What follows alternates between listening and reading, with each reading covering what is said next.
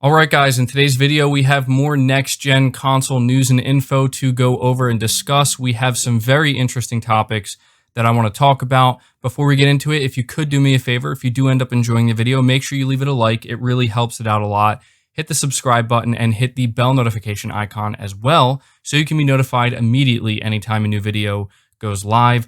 But we are starting with the fact that we are just 1 month away from the PlayStation 5 launch.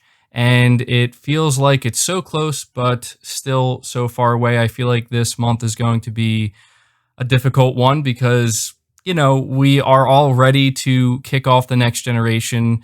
And it's just right there, man, right there. So just 1 more month to go. I think the thing I'm most excited about, honestly, is the content that I'm going to be creating once the PS5 drops. I feel as though it's going to open up a lot of different opportunities to bring some fresh content here to the channel. I know there are things you guys have been asking me about, so stay tuned for that. I think it's going to be a good time, and I am aware that the PS5 is launching a week later in some territories, so that is unfortunate. Some people do have to wait another week, but luckily where I'm at, it's going to be launching November 12th, so I will be sure to let you guys know all of my thoughts on the PlayStation 5, the games, all that good stuff. So 1 more month to go.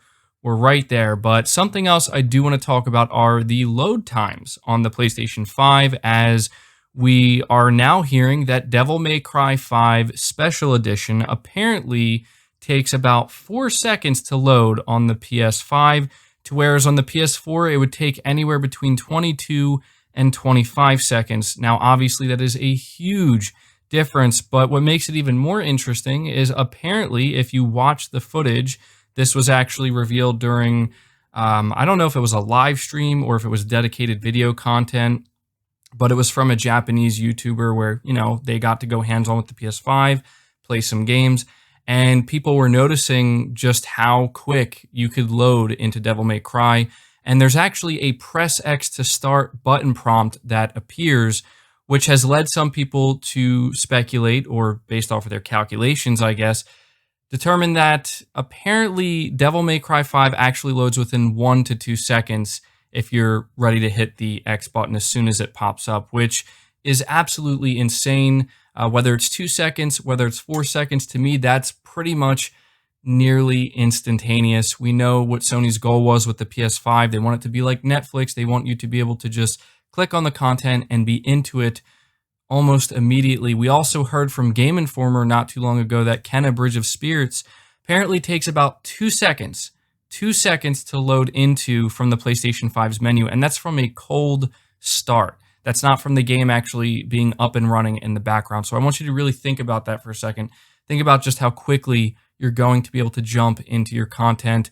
This is one of the major benefits of the PlayStation 5's SSD, and why it's really going to have some tangible effects. We know that Microsoft has been showing off load times with the Xbox Series X with backwards compatible games and current gen games and stuff like that, and it's looking really good over there. But this is one area where you should see some differences pop up between the PS5 and the Series X. How big of a difference that's going to make to you, well, that's up for each person to decide for themselves. But either way, this is really great news, and it does get me even more excited to see the PS5 UI. I'm assuming when Sony does decide to show it off, they're certainly going to show some games and just how quickly they can load and how quickly you can jump into it. So moving on from that, we are talking about the Xbox Series X, because apparently we have our first impressions coming out from certain media outlets with a game that has been optimized for the Xbox Series X. We have been asking for quite some time these days, when is Microsoft going to be showing a fully optimized new Xbox Series X game? They seem to have shown everything but that up until this point, including backwards compatible games. I mean, recently we saw that apparently Assassin's Creed Unity, which I believe came out in 2013 or 2014, maybe 2015, but either way, that game can apparently run at a solid 60 FPS when running on the Series X. And it's like, that's great and all, but I'm just going to be completely blunt when I say that's not what I'm looking to see with the next-gen consoles. I'm just being honest right now. Like, I feel like there's very few people who are going to really get that excited at the idea, wow, I can play Assassin's Creed Unity at 60 FPS. What people want to see are the new games and how they're going to really take advantage of the next gen console. And unfortunately, it seems like Dirt 5 is the only title that Microsoft was able to, for some reason, showcase. I think they showed some Yakuza, but from what I've heard, Yakuza really isn't anything significant on the Series X. They do have different modes. I believe it cannot. Yakuza, like, I think Yakuza can run at like a dynamic 4K 60 FPS, but if you want native 4K, it has to be locked at 30 FPS. But that's not a new game, right? I'm talking about something completely new. Dirt 5 is that. And, you know, there's going to be people who assume that I'm hating on Xbox, that I'm looking to bring it down. That's not really the case here. I feel as though the Xbox Series X console itself, and I've said this many times, is a great console. It's clearly very powerful. It's very capable. The hardware inside of it, on paper, tells you that it should be able to do some really great stuff. It's just everything else surrounding that in my opinion has been far from ideal. You look at what happened with Halo Infinite, and I don't mean to keep bringing this up, but it is important to bring this up when we're talking about what we're seeing here with Dirt 5, because as far as I see it, Microsoft had two opportunities to really kind of prove that, like, look, we are the most powerful console. And it's not even Microsoft's marketing that I have so much of a problem with, because of course they're going to do that. If they have the T-flop advantage, they're going to flex that, as they should. If they have any advantage, they're going to flex that, just like Sony would. My real problem is with the hardcore, radical Xbox fanboys, and I know you know who I'm talking about. These guys who constantly let us know and drill it inside our heads and everybody else's heads that the difference is going to be huge. You're going to see a huge difference with third-party games running on the PS5 and the Xbox Series X. And so what happens? We see Halo Infinite come out, and it clearly needs a lot more work. That's why it got delayed. It failed to impress, and what makes it even worse is it wasn't even running on the Series X. So there's strike one, in my opinion, and possibly the most critical one that Microsoft shouldn't have missed, but it is what it is. It's water under the bridge. Now we have their second opportunity, which is just as important in my opinion, because what is it that a lot of these guys continue to tell us, a lot of these hardcore Xbox fanboys, what is it? It's the third-party games. They're going to look and run best on the Series X. Now, I want it to be known, and I really need you, if you're somebody who's upset about the way I'm talking about this, I really need you to understand what I'm about to say and keep it in mind. I am aware that this is a third-party multi-platform cross-gen title. I am aware that it's going to release on the PS5. I'm 100% aware that what we are seeing currently with Dirt 5 running on the Xbox Series X could potentially, we don't know, but potentially actually run worse on the PS5. That's not the point I'm trying to make, though. The point I'm trying to make is that this is another opportunity that Microsoft has, in my opinion, squandered, where one of the biggest advantages that the Series X is supposed to have is just how much better games are going to look. I mean, they say it themselves. Games are going to look and run best on Series X, right? And what game did they choose to show? Now, I'm not trying to talk down to Dirt 5 and the developers of that game, because look, it looks like a fine game.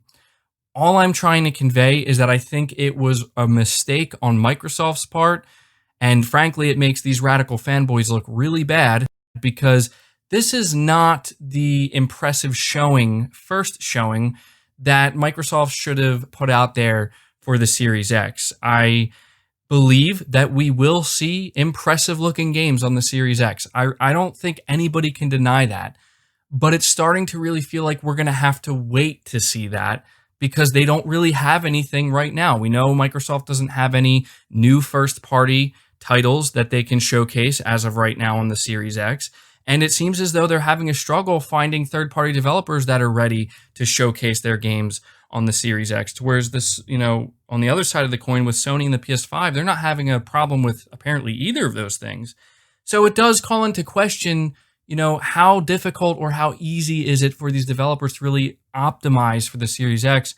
We don't know yet, but when you look at Dirt 5, the reason why I'm saying it's not very impressive is they put a lot of focus on the 120 hertz mode, and I understand what they're trying to do here. They're trying to showcase, look, This is something that has never been achievable before on a home console. And I get that. Unfortunately, the compromises that need to be made to hit that 120 hertz, it's very significant, and it's not that surprising. But even when you go outside of that 120 hertz mode, if you go to the frame rate mode, even then, I don't think it's locked at a full 60 FPS. I think it does kind of fluctuate a little bit, if I'm not mistaken, and it doesn't run at native 4K. In fact, none of these modes run at native 4K, and none of them, I think, hit a solid 60 FPS as far as I'm aware.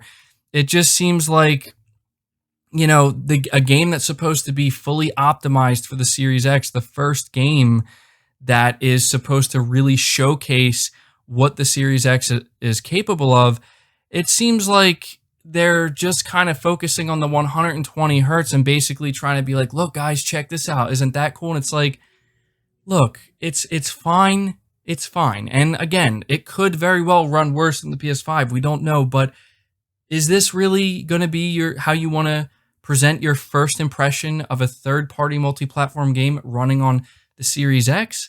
I understand if you're put in a corner, maybe it's your only choice. Maybe it's literally the only game. Maybe they have more games to show, but this is still the first one they chose.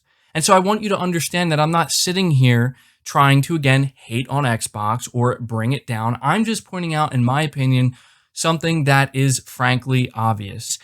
I, at this point, do not expect to hear a word from any Xbox fans, any radical Xbox fanboys, those who continue to try to drill it in everybody's heads how much better games are going to look and how much better they're going to run on the Series X compared to the PS5. I do not want to hear it anymore. At this point, you should save it for if that time ever does come, which it might. I'm not sitting here saying you're never going to see that. I'm not saying that. Not that bold. I don't know the future. All I can tell you is that what we've seen so far, even up to this point, is really nothing to brag about. That's what I'm trying to say. There's a reason why Microsoft is focusing so heavily on backwards compatibility and all of these other features surrounding the Xbox Series X that, frankly, are not what would be considered the meat and potatoes of the next-gen experience. There's a reason for that. And in my opinion, Dirt 5 continues to showcase why Microsoft is focusing on these other things. Again, nothing against the game, nothing against the developers, but I think it would be totally understandable if Microsoft just decided maybe we're going to wait a little bit longer, you know? But that's pretty much all I had to say about it, guys. I wanted to just take some time to talk about this. I know people were going to be really interested in my thoughts on finally seeing Xbox Series X, optimized, a new optimized game. What I think about it. I know you guys are going to be really interested in that. And I think I'm being completely fair. I understand there's going to be people who jump on me no matter what because they just don't like it. They don't want me to say anything about Xbox ever unless it's something really great. And, I just have to keep it real here for both PlayStation and Xbox. I admitted that Sony really dropped the ball with the whole cross-gen thing and hiding it and just kind of dropping it on everybody. And I'm going to point this out here that Microsoft is dropping the ball again when it comes to showing the next-gen games. I get that it's cross-gen, I get that it's multi-plat, but I also get that this is your first impression that you're leaving me with. So leave your thoughts down in the comments below. I will be very interested to see what you guys have to say. Leave the video a like if you did enjoy it or found it informative or you just agree with my opinion. Be sure to subscribe to the channel if you're new and haven't already. Hit the bell notification icon so you never miss an upload, and feel free to share this video out on top of all that. But until next time, guys, take care.